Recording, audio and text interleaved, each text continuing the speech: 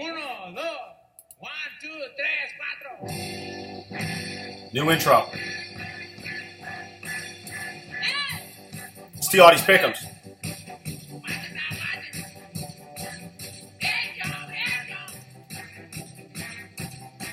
It's time for Pick'ems. It's time for Pick'ems. It's time for Pick'ems. It's week 11 Pick'ems. Here we go, everybody. We are doing Pick'ems from the basement. As always, the man cave. Representing. A little bit all over the place here this morning. But I wanted to report back. A couple things happened this week. One, my man Evan Griffith got me off the schneid. I got a YouTube channel going. That's at T.Auty. Twitter, just T.Auty. Search that on YouTube. It should come up. I'm uploading videos as we speak. Right now, I'm having trouble with the bandwidth. I'm not a tech guy. But anyway, it's going up there. Twitter and Periscope at Travis_Auty. You can follow me there. And then on Facebook, T.Auty. I don't really post a lot of stuff on Instagram, so I'm not going to even bother with that. I did misreport this week when I did the midweek migraine. We had the annual kickoff. That was great. A lot of great feedback on that. A lot of fun responses. We're going to keep with that theme, but I misreported. I said I did 3-3 and 3-3. I actually was 2-4 against the spread last week and 4-2 straight up, bringing me to 15-19-2 against the spread and 23-13 straight up. With the upset special coming in, I took Minnesota at Oakland, getting 2.5. So now I'm 4-1-1 with my upset special, and hopefully that'll come in this week as well. We're calling it the T.Auty now. I had a lot of people convince me that I wanted to do a food franchise called T.Auty's, but apparently it's a little too risque for the demographic I'm targeting. With that said, the T.Auty will be the upset special of the week moving forward. So as always, 2 at 1 o'clock, 2 at 4 o'clock, Sunday night, Monday night. You get 6 games a week. Follow along. Let's get right to it. You got the New York Jets going to the Houston Texans. Both teams coming off what I would say turning points in their season. Jets have 4 turnovers. The Bills gave them every chance to win that game on Thursday night 10 days ago. They couldn't do so. I think that's the real Achilles heel for the Jets. They can stay in the game. Their defense clearly made it difficult for Tyrod Taylor. Yeah, they had that first down at the end to Sammy Watkins. I get it to close out the game, but they didn't have a first down for like 2.5 quarters. So I expect the Jets to keep with that theme in terms of defense. As long as they don't turn the ball over offensively, I like the Jets today. Houston coming off a huge win. You got to keep in mind, Houston's right in the mix now.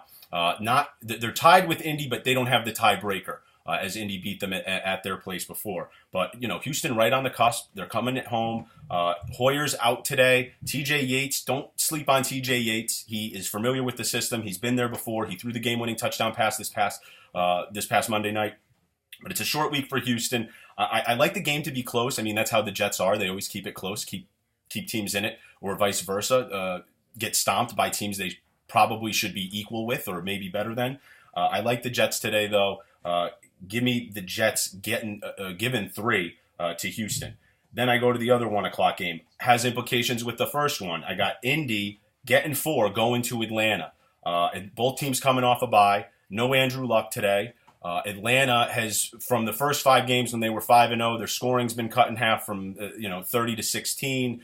Their third down efficiency has gone from 52% to like 35%. They've had trouble running the ball, only 17 yards, I believe, last game. Granted, they got Devontae Freeman involved in the passing game, but they really tend to struggle here in these last few games. I think they're 2-4 in their last 4 games. Indy in first place. And this is why I like Indy today. Off the bye, I like Pagano. A little bit more seasoned than Dan Quinn. I love Dan Quinn, Salisbury guy. Go Seagulls. But I mean, and I know how great Matt Ryan is at home, but I just don't see.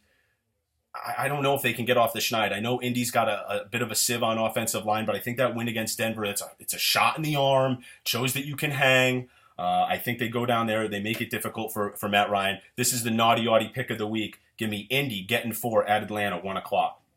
Then we go to 4 o'clock games. At first I looked at these. I didn't think there was too much going on. It wasn't so eventful. But then I looked again, and you got Green Bay, who has lost 3 in a row, going to Minnesota in what is basically a pick-em. I got Minnesota getting 1 here.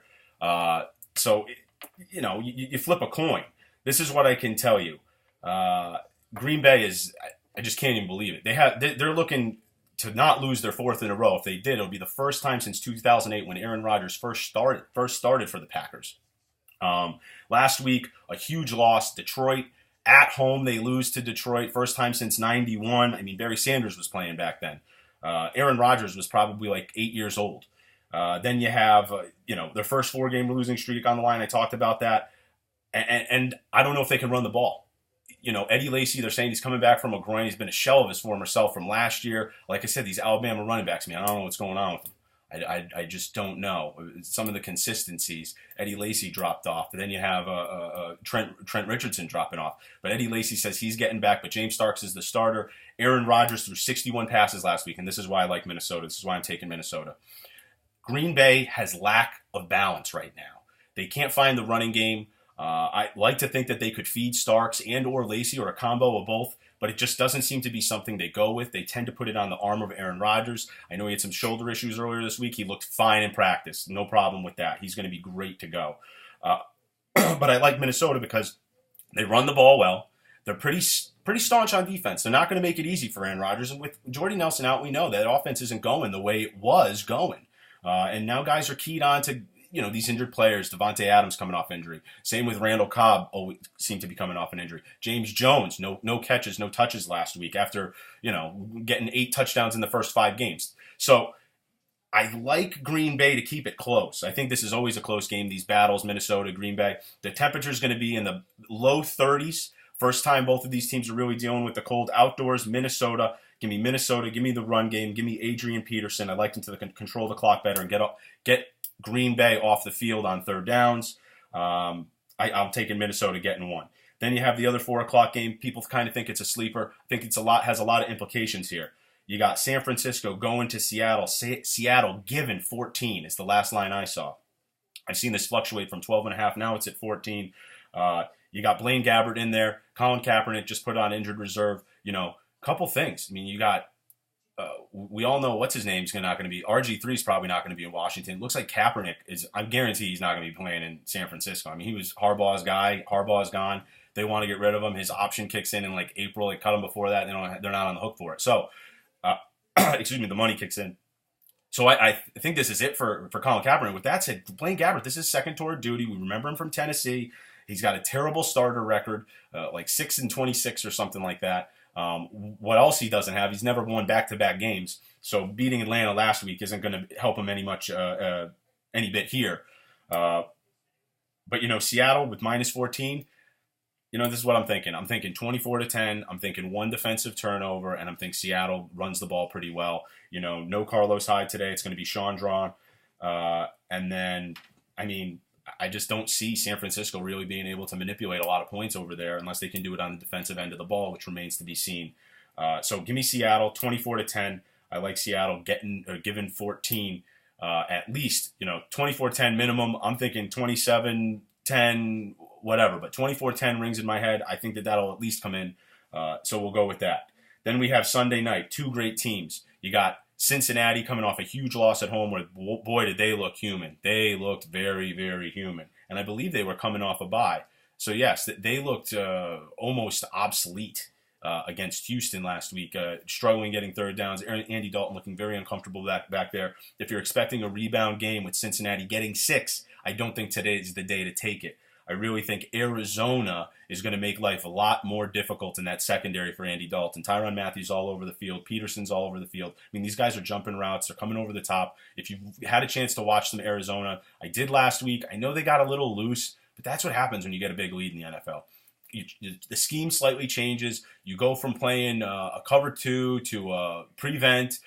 You don't have a guy over the top now. Guys are dropping back. There's soft coverage. So there's points to be had. I really think in a knockdown, drag-out fight, though, Arizona is significantly better than Cincinnati. I like Arizona tonight. I like 27-19, 27-16. I don't know if Cincinnati can get it going. Defensively, they're going to have to be really strong. But Arizona with that run game and Larry Fitzgerald just doing everything, dude. Sealing the edge, getting 10 receptions last week. Michael Floyd might not play, but I like Arizona tonight.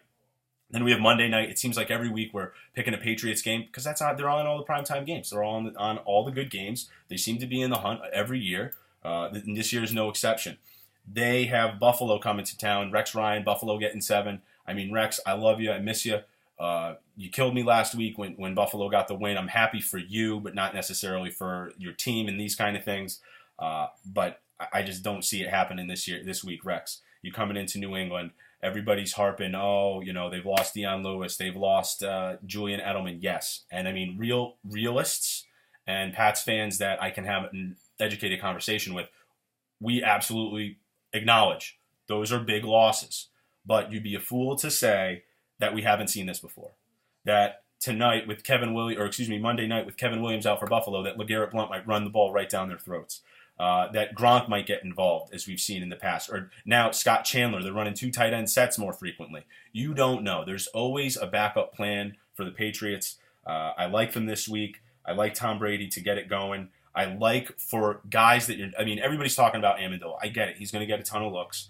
But I think that the other guys are going to capitalize on this because it's going to change their scheme slightly. Because Amendola is not an Edelman. He can't take the hits. I mean, you put him in there. I mean, Edelman gets rocked, and he just keeps on coming back. The fact that he broke his foot, I mean, that's just, it is what it is. But he's not soft. He can take a blow. Edelman, Amendola has been yet to show that. So I think the other guys from the Patriots are going to eat. Even James White could get involved this week. Bolden, we've seen getting involved. I like LaFell getting involved. And I like the 2 tight end sets. Chandler got involved last week.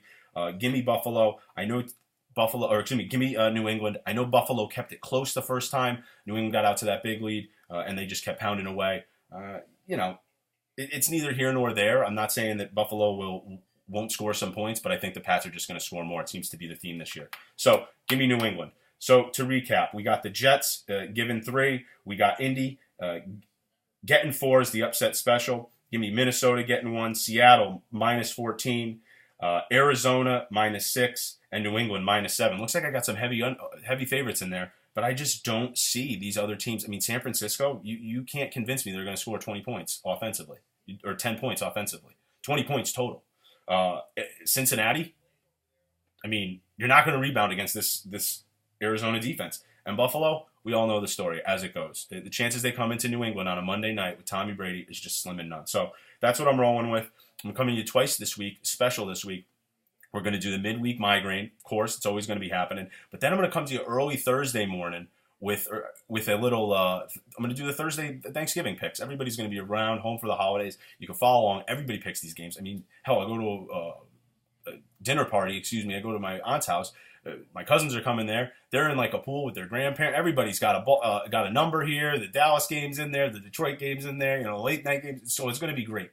So get ready for that 2 times this week. Thanks for following along. Happy Thanksgiving. If you guys don't check in because you're with family, that's absolutely awesome. But I am going to be updating and putting this stuff up there. So be good to each other. God bless. God bless America. And we'll see you this week. Have fun. Happy football.